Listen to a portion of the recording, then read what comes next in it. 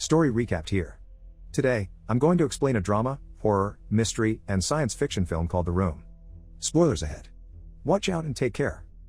A young couple, Matt and Kate, move into their new home in upstate New York.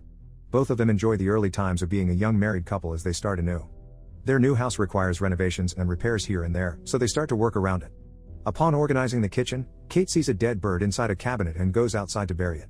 She gets distracted by Matt, who talks to her from the window and looks back to see the bird disappear. While throwing away stuff that came with the house, Matt notices something weird in the wall, so he tears the wallpaper to see it better. In there, he uncovers a large door with a weird keyhole. In an attempt to unlock the door, he rummages through the pile of old stuff and finds the key. Matt inserts it into the keyhole and immediately calls Kate to tell her about it. They open the door together, and the lights in the hallway suddenly flicker. Matt calls the power company to report the problem, and Kate senses something weird about the room, so she follows him. The following day, an operator from the power company arrives to inspect the cause of the surges. To his surprise, the wires in the basement are ancient and intertwined in such a weird-looking way. When Matt asks if he can do anything about it, the operator says that he has never seen anything like it. Before the operator leaves, he tells Matt about the home's previous owners who got murdered inside the house. Upon hearing the shocking news, he immediately does his research about it. In an old news article, Matt learns that the couple who died are named Paul and Madeline Schaefer. Moreover, the identity of the suspect remains unknown and is aliased as John Doe. Matt, being an artist, tries to draw John Doe's face on his sketch pad and takes a break from it inside the mysterious room. He finishes a bottle of liquor and wishes that he could have another bottle to himself. The lamp flickers, and to his surprise, another bottle appears. Matt examines the bottle and realizes that the room can grant wishes. Kate wakes up to the sound of flickering lights in the living room and goes upstairs to check on Matt. Inside the room, she finds him far beyond excited as space is filled with new stuff.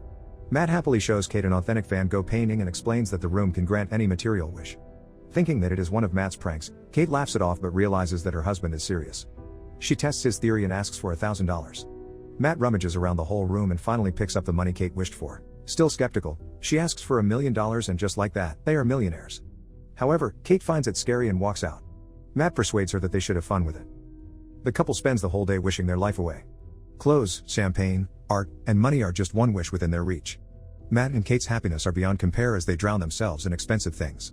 At the end of the night, Kate questions how the room manages to grant their wishes, but Matt tells her not to worry about it.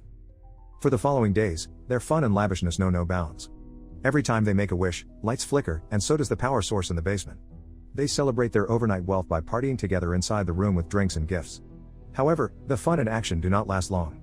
Kate wakes up the following morning feeling empty as the material things fail to fill a void inside her. Matt gets concerned about it and surprises her with a crib, hinting that they should try to have a baby. Contrary to his expectations, Kate gets upset about the surprise as she already had 2 miscarriages and storms out of the house. Later, Kate returns inside and spontaneously wishes for a child inside the mysterious room. As Matt learns about it, he gets mad that she did not consult him before wishing for a baby. Both get into a heated argument, Kate claiming that she did it as a shortcut to motherhood. Without the possibility of a miscarriage and the pain of childbirth, Kate explains that they could be happy that way. Matt is utterly against the idea and urges Kate to bring the baby back to the room to wish for the child's disappearance. At that moment, the couple enters the room, but Kate tearfully refuses to give up the baby. Instead, she hands the baby over to Matt, but he could not carry out the deed as well. He could not get himself to wish for the baby to disappear and returns it to his wife before walking away. Eventually, both of them decide to keep the baby, and they become parents overnight. While on his desk, Matt spots his unfinished drawing of John Doe and does more research about the incident that happened decades ago. He learns that the suspected murderer is still alive in a psychiatric hospital. In another archived news article, John Doe says that the room made him do it. Not long after, Matt drives to the psychiatric institution to meet with John in person and ask about the room. At his arrival, a nurse warns Matt that no one has visited John in 45 years, except for news reporters, so Matt enlists himself as one. Finally, Matt comes face to face with a much older John and starts questioning him about the house, especially the mysterious room. Displaying a sinister smile on his face, John tells Matt that he has been waiting for this moment for a long time. When Matt asks why John killed the Schaefers, John tells him that was the only way. John brushes off the topic and instructs Matt to leave the house instead. He warns the young man to do it as soon as possible before it is too late. Before leaving, John says, "The only thing more dangerous than a person who can't get what they want is the person who gets whatever they want." Matt stops by a gas station on the way home, but to his surprise, his cash turns into dust. Because of this, he rushes home and throws away the remaining money in the room to see if it will turn out the same. Then, he tries to bring the Van Gogh painting by the door, confirming his theory that they cannot bring the things outside, or else it will turn into dust. In a fit of rage, Matt breaks the walls to know the mystery behind the room, but to no avail. He only sees the intertwined sets of wires that are too difficult to track. Matt then tears a wallpaper and discovers a map of the house with guides of the connected wires. Meanwhile, Kate brings the baby outside, but Matt stops her, warning that it isn't safe. He doesn't tell his wife the real reason why they shouldn't bring the child outside. Not long after, the baby screams uncontrollably, as if it is in pain. While hearing it, Matt has second thoughts about helping Kate and the baby, but he eventually comes to their rescue. Outdoors, the baby mysteriously ages to a young child in a matter of seconds. Once they re-enter the house, the couple could not believe what is in front of them while looking at the grown boy. Later that day, Matt reveals that the room can grant anything that their heart desires, but under the condition that they cannot bring it outside. If they do, the thing ages and turns into dust. Kate replies that a baby is not a thing and is unaccepting that she cannot bring their son outside. She becomes fond of the boy who she claims to be her son and names him Shane. For the next few days, Kate homeschools Shane and explains that he cannot leave home because of the dangerous germs outside. One day, Shane becomes impatient while Kate teaches him how to read, causing him to throw a tantrum. His whole life, Shane has never experienced how it is to be outside. All he has ever known is the walls of the home he can never leave.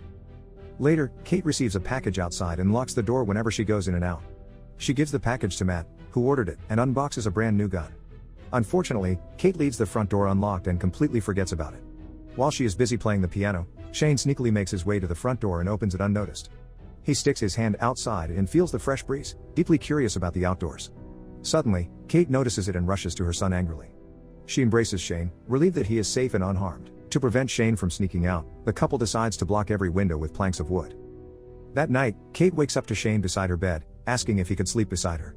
The boy tells his mother that he wants to be with her forever, making Kate hold him closer. However, her words fail to bring ease to Shane's mind as he still looks worried. Matt spends the next few days practicing how to shoot with his newly purchased weapon. He then comes back home and sees Shane playing with a snow globe inside his art studio. Strictly, he orders Shane to leave immediately, causing the boy to drop his snow globe. Until now, Matt has not accepted Shane as his son and acts coldly toward him. Not long after, Kate comes in and argues about Matt not acting fatherly toward their son. At nightfall, Shane walks around the house and sees a map that leads to the basement. He sees the big power source with intertwined wires and eventually ends up in the room. Throughout the night, lights flicker around the house, but Matt and Kate do not notice it at all. When Matt wakes up, he sees a new snow globe beside him and the broken one from a distance. He immediately wakes his wife up upon noticing the flickering lights, already having an idea of what's causing it. The couple enters the room, and to their surprise, Shane made an outdoor area inside it. The room that once had 4 corners is now a vast forest where Shane enjoys building a snowman. Kate is completely mesmerized by the world her son has created for himself and joins in with his fun. On the other hand, Matt is enraged and grabs Shane by the arm to bring him back inside. The incident causes the couple to argue whether or not to permit Shane to enter the room and play. Matt insists that it is dangerous, but Kate thinks otherwise. While they argue, the phone rings and Shane answers it, despite not being allowed to pick up the phone or talk to anyone else. Matt grabs the phone from the boy, and to his surprise, John calls and realizes that the couple wished for a boy. From the kitchen, Kate listens to their conversation with another phone and overhears their whole conversation. John explains that it entails the ultimate sacrifice of life for Shane to go freely outside the house. If Kate dies, Shane can go out and age, like everyone else. Over the phone, John shockingly reveals that he was also a child granted by the room. John's mother killed his father before forcing him, as a young man, to kill her so that he could be free. Then, he tells Matt that he has 2 options, kill Shane and save Kate, or kill Kate and save Shane. After hearing the conversation, Kate leaves home, causing Matt to worry. She attempts to crash the car, but she could not bring herself to do so. Being alone with Shane in the house, Matt acts frantically and even trashes his studio. Not long after, he prepares dinner for Shane, who sits across from him in the dining room. The curious boy keeps asking him questions, and with his growing annoyance, Matt loses his cool. Shane is told that he is not a real boy, and he does not have parents.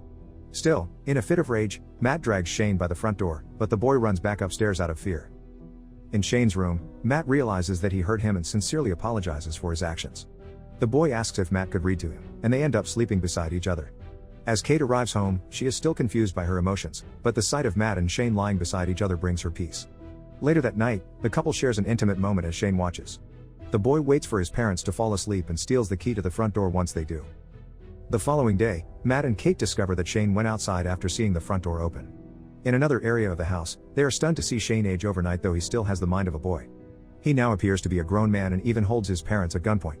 Once Kate gets him to calm down, Matt throws himself at Shane and the two get into a fight. Being thrown onto the floor because of the brawl, Kate slowly loses her consciousness. Moments later, Kate wakes up to Matt, informing her that Shane died after being accidentally shot. Devastated, Kate goes out and breaks into tears, unable to cope with Shane's death. Matt comforts and carries her back into the house, where she continues to grieve. Back in the room where the fight happened, the real Matt gains consciousness and looks for his wife around the house. Still, in a state of panic, he notices flickering lights and gets under the idea that Kate and Shane, who has shapeshifted into Matt, are inside. All the while, Kate is still clueless about Shane being the one in front of her instead of Matt. However, she realizes the truth of the person's identity in front of her after Shane makes one of his habits of eating ice. Matt tries to make his way inside the room with all his will by breaking the wall and passing through all the wires. He finally reaches the room, which is now a forest full of woods. It reveals that Shane used the room to enlarge the outdoor area and duplicate the house inside it. He shapeshifted into Matt to kidnap Kate to the cloned home and take advantage of her in a sensual way. Determined to claim his wife back, Matt runs through the woods and finally arrives at the cloned home. He breaks in just as Shane forces himself on Kate in his bedroom.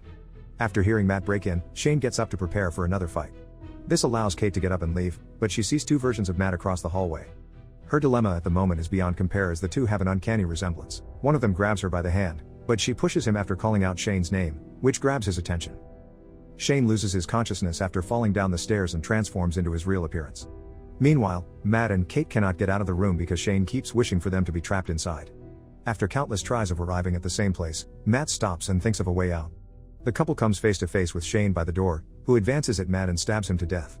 Afterward, Shane comforts Kate but realizes that they are just clones and replications of the real ones.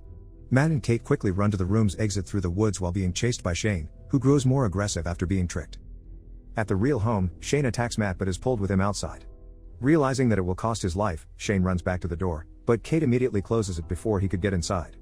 Shane screams, "Mommy!" while Kate looks at him as he ages into an elderly man. He walks slowly as his body decays and eventually turns into dust. Despite his faults, Kate still cries over his body, having spent a significant amount of time with him as her son. At that moment, the couple clings to each other after a traumatizing day. A month later, they move into a smaller place and settle in peace. But not for long. Kate looks in horror at her pregnancy test that comes out positive, unsure if the baby belongs to Matt or Shane. As if things are not bad enough, a lamp flickers, and she gets under the impression that all along, they might still be in the room. In the story, Matt and Kate have completely been blinded by the riches that the room has to offer. With the unexplained magic, they become more careless with their desires, even wishing for a child after a series of miscarriages. The flickering light at their new apartment at the end gives a slim possibility of them still being in the room, or a glitch in the building may also cause it. Among the most shocking revelations is Kate's pregnancy, which could be Matt's or Shane's child. The night before the big incident, Kate and Matt made love, but the grown Shane also assaulted her in the clone home. The mystery of the film does not only revolve around the wish-granting room but, finally, the father of Kate's unborn child. Subscribe to watch more videos like this. Turn on notifications. And leave a like, it really helps the channel out. Thank you for watching.